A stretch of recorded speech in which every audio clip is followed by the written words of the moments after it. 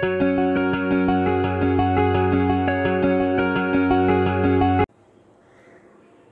అండి. మనం బాదం పౌడర్ డ్రై రోస్ట్ చేసుకుని దాన్ని తాగడం వలన చాలా ఆరోగ్యంగా ఉంటుందని మీకు ముందు వీడియోలో చెప్పాను కదండి.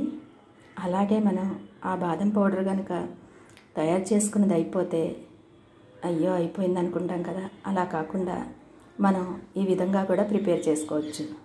ఉదయాన్నే ఓ బౌల్లోకి వాటర్ తీసుకుని మనం లేవగానే ముందుగా మనం చేయవలసిన పని ఏంటంటే ఒక బౌల్లోకి వాటర్ తీసుకుని ఒక స్పూనున్నర